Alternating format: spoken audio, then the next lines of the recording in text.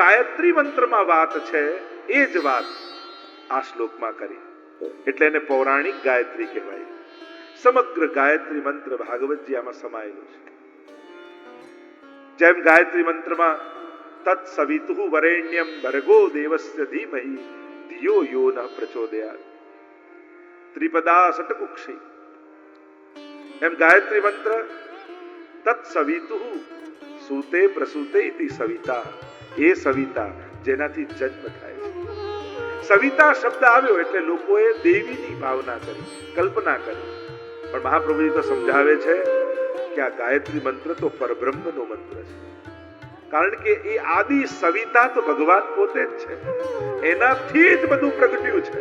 એટલે ગાયત્રી મંત્રમાં જે સવિતા શબ્દ છે એ જ વાત અહીંયા કરતા કહ્યું, જન્માદ્યસ્ય યતો ત્વયાતિ તરત, જન્માદ્યસ્ય જન્મ આદિ યસ્ય યતઃ બ્રહ્મસૂત્ર છે, અથા તો બ્રહ્મ જિજ્ઞાસા, અને જન્માદ્યસ્ય યતઃ એ બ્રહ્મસૂત્ર કહેવાય છે.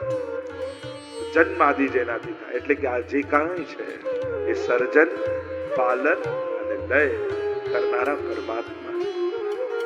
વેદાંત આખું સમાયેલું છે એમાં. વેદાંતના શબ્દોમાં કહું તો આ શેમાંથી બન્યું અને કોણે બનાવ્યું? શેમાંથી બન્યું એ ઉપાદાન કારણ કહેવાય, અને કોણે બનાવ્યું એ નિમિત્ત કારણ કહેવાય. જેમ માટીનો ઘડો હોય તો માટી ઉપાદાન કારણ અને કુંભાર નિમિત્ત કારણ. તો કે આ જગતનું નિમિત્તોપાદાન કારણ કોણ? તો કહ્યું ભગવાને સર્જ્યું છે. શેમાંથી બનાવ્યું? આત્મકૃતે પરિણામાન, પોતાનામાં. મહાપ્રભુજીનો મત શુદ્ધાદ્વૈત બ્રહ્મવાદ છે, શુદ્ધ અદ્વૈત બ્રહ્મવાદ. એટલે કે માયાથી લિપ્ત અને માયાથી આધીન બ્રહ્મ નથી. માયા તો એની દાસી છે, પ્રભુની આજ્ઞાથી માયા કામ કરે છે. અને એટલા માટે મહાપ્રભુજી જગતને પણ સત્ય માને છે. બ્રહ્મ સત્ય, જગત સત્યમ. માયાવાદમાં જગત મિથ્યા કહેવાય છે. આપણે ત્યાં મહાપ્રભુજી સંસાર અને જગત આ બંનેને જુદા ગણે છે. અહમતા મમતાથી પ્રગટેલો સંસાર મિથ્યા છે, પણ બ્રહ્મે પ્રગટાવેલું બ્રહ્માંડ એ તો સત્ય છે. તો કહ્યું કે સત્ય તો એને કહેવાય જે ત્રિકાલાબાધિત હોય. પહેલા જે હતું, આજે છે ને પછી રહેવાનું, એને જ સત્ય કહી શકાય. તો જગત તો પહેલા નહોતું, આજે દેખાય છે, પછી નહીં રહે, તો એને સત્ય કેમ બનાય? તો મહાપ્રભુજી સર્જન અને વિસર્જન નથી કહેતા. મહાપ્રભુજી આવિર્ભાવ અને તિરોભાવ સમજાવે છે કે જગત નહોતું એમ ન કહેવાય. જગત રૂપે બ્રહ્મ જ પરિણમિત થયા, આવિર્ભૂત થયા. અને જગત નહીં રહે એમ ન કહેવાય. એ જગત પાછું બ્રહ્મમાં લય થઈ જશે. એટલે તિરોધાન એનું થઈ જશે. ઓમ પૂર્ણમદઃ પૂર્ણમિદં પૂર્ણાત પૂર્ણમુદચ્યતે પૂર્ણસ્ય પૂર્ણમાદાય પૂર્ણમેવાવશિષ્યતે. ઈશોપનિષદનું આ મંગલાચરણ છે. પૂર્ણ બ્રહ્મ, એમાંથી પૂર્ણ જગત પ્રગટ થયું. તો બ્રહ્મમાં કોઈ કમી નથી આવતી. અને પૂર્ણ જગત જ્યારે પૂર્ણ બ્રહ્મમાં ભળી જાય તો એમાં કંઈ વધી જતું નથી. જેમ કાચબાને તમે જોયો છો, વેદાંતમાં એનું ઉપમા આપવામાં આવે. કાર્ય કરવું હોય ત્યારે ઇન્દ્રિયોને બહાર કાઢે, અને શાંત રહેવું હોય પાછું સમેટી લે. એમાં બ્રહ્મ પણ જ્યારે લીલા કરવી હોય ત્યારે બધાનું પોતાનામાંથી આવિર્ભૂત કરે, આવિર્ભાવ કરે, અને પોતાનામાં જ લય કરી દે. એટલે કાંઈ સર્જન અને નાશ નથી, અહીંયા તો આવિર્ભાવ અને તિરોભાવ. જેમ સોનાની વીંટી ન ગમે એટલે તમે સોનીને ત્યાં જાઓ ને કહો કે આના કાનના કુંડળ બનાવી આવે, આકાર બદલાય પણ છે તો સોનું. રૂપ નામ વિભેદેન જગત ક્રીડતી યો યતઃ. રૂપ નામના ભેદથી ઓળખાણ બદલાય. તમે પછી એને કુંડળ કહેવા લાગો, વીંટી ભૂલી જાઓ, પણ અંદર સોનાને તમે નથી જોતા. એવા જે કાંઈ દેખાય છે એ બધું બ્રહ્મ રૂપે જ વ્યાપેલું છે. બ્રહ્મ જ લીલા કરી રહ્યું છે. એટલે ઘણીવાર લોકોને એમ થાય કે બધું ભગવાન કરાવે, તો અમે પાપ કરીએ ભગવાને કરાયા ન કહેવાય. પણ એક વિવેક સમજો, બ્રહ્મના પણ અનેક રૂપ. ભગવાને ગીતાજીમાં સ્પષ્ટ કહ્યું છે, કર્મણ્યેવાધિકારસ્તે મા ફલેષુ કદાચ. કર્મમાં તું સ્વતંત્ર છું, ફળમાં નહીં. ભગવાન કરાવે બધું, એનો અર્થ શું થાય? કારમાં એન્જિનની જેમ ભગવાન છે કે એન્જિનને કારણે કાર ચાલે, પણ સ્ટેરિંગ તો આપણા જ હાથમાં ભગવાન આપે. કર્મ કરવામાં તો જોવાની શક્તિ ભગવાન, પણ શું જોવું એ આપણે નક્કી કરવાનું, અને જે જોશો એવું ફળ મળશે. બોલવાની શક્તિ ભગવાન, પણ શું બોલવું એમાં આપણે સ્વતંત્ર. જેવું બોલશો એવું ફળ મળશે. આ ગણિત જ્યાં સુધી નહીં સમજો ત્યાં સુધી આપણે કન્ફ્યુઝ. બધું ભગવાન, બધું ભગવાન. કરાવનારા એટલે આ શક્તિ રૂપે ભગવાન. જોવાની શક્તિ, બોલવાની શક્તિ, જીવનની શક્તિ. શ્વાસ તમે લો છો, તમે કહો હું જીવું છું, શ્વાસ આપણે લઈએ, શ્વાસ તો ચાલે છે. આપણે ક્યાં, આપણે 10 પ્રાણાયામ કરવાનું કોઈ કે તો થાકી જઈએ. આપણે જ્યારે જ્યારે શ્વાસ લેવા જઈએ થાકી જઈએ. જન્મ્યા ત્યારથી શ્વાસો ચાલી રહી, થાક લાગે.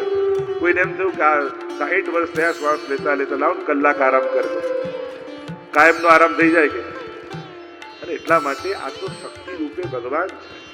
આપણે તો કેવલ એનો ઉપયોગ કરીએ છીએ. એટલે ફળમાં પરાધીન, કર્મમાં સ્વતંત્ર. તો આ બ્રહ્મ જ પરિણમિત થયા છે. તેજો વારી મૃદામ યથા વિનિમયો યત્ર ત્રિસર્ગો મૃષા અમૃષા. જે દેખ છે એને ઢાંકે અને નથી એને બતાવે, એ જ ભગવાનની માયા છે. જેમ રણમાં કોઈ જતું હોય અને મૃગજળ એને દેખાય, નજીક જાય તો ત્યાં કાંઈ ન દેખાય. આ જ તો માયા છે જે માણસને ફસાવે છે. દૈવી એશા ગુણમયી મમ માયા દુરત્યયા મામે વયે પ્રપદ્યંતે માયા નેતામ તરંતિ. તો આ માયાને કોણ તરે? જે મારા છે એ તરી જાય છે. ભાગવતજી તમને ભગવાનના બનાવે છે એટલે તમને માયાથી તારી દે છે. ભાગવત સાંભળ્યા પછી જીવને એમ થાય હું ભગવાનનો છું. તમે જે પણ કાર્યો કરતા હો કરો, જાગૃતિ એક વાતની રાખો, હું કૃષ્ણનો છું. સંસારમાં રહું છું ભલે, પણ સંસારનો નહીં, હું છું કૃષ્ણનો. અને કૃષ્ણના બની જે કાંઈ કરશો તમને ક્યારેય કર્મ બંધન નહીં લાગે. પણ જ્યારે તમે પોતાના બનો છો, પરિવારના બનો છો, ધંધાના બનો છો, સંસારના બનો છો, બધા જ કર્મ બંધનો હાવી થઈ જાય. પણ એ જાગૃતિ સાથે જ્યારે જીવો છો, હું કૃષ્ણનો છું. પંચાક્ષર મંત્ર બ્રહ્મ સંબંધમાં આપણે એ જ બોલીએ છીએ ને, હે કૃષ્ણ તારો. અને જ્યારે કૃષ્ણના બનીને જીવો છો ત્યારે બધાથી તરી જાઓ. ભગવાનની આ માયા ફસાવે છે, પણ ભગવાનનો જે થાય છે એને માયા સતાવી શકે. જેમ કોઈના ઘરે જાઓ અને કોઈ કૂતરું પાડ્યું અને તમને દરવાજામાં જોતા જ ભસવા લાગે, તમે ગભરાઈ જાઓ. એમ થાય કે હમણાં ખાઈ જશે, તો તમે શું કરો? જેના ઘરે ગયા હોય, મુકેશભાઈના ઘરે ગયા અને એને એમને પાડ્યું છે, એટલે તમે શું દૂધ પાડો? મુકેશભાઈ. એટલે મુકેશભાઈ શું કરે? ટોમી. એક અવાજ લગાવે એટલે કૂતરું દોડતું દોડતું દોડતું એમના પગ પાસે જઈને બેસી જાય અને તમે દરવાજો ખોલીને ઘરમાં ઘૂસી જાઓ. એમ જ જ્યારે ભગવત ધામમાં પ્રવેશ કરવા જઈએ ત્યારે માયા નામનું કૂતરું આપણને કરડવા આવે, આપણે એક જ કામ કરવાનું, હે કૃષ્ણ. અને ભગવાન કે માયા, એટલે દોડતી દોડતી પ્રભુ પાસે જાય અને આપણને પ્રવેશ મળી જાય. મામે વયે પ્રપદ્યંતે માયા મેતામ તરંતિ. જે મારો થાય તરે. તેજો વારી મૃદામ યથા વિનિમયો. આ તો માયા છે. છેલ્લે કહ્યું સત્યમ પરમ ધીમહી. અમે પરમ સત્ય કોણ છે? તો જ્યારે ગર્ભમાં ભગવાન આવ્યા દેવકીજીના, ત્યારે સ્તુતિ કરતા કહ્યું સત્ય વ્રતમ સત્ય પરમ ત્રિસત્યમ સત્ય સયોની નિહિતમ ચ સત્ય પરમ સત્ય રૂપ પરમાત્મા છે. એ શાશ્વત સત્ય છે, ઇટર્નલ સત્ય છે.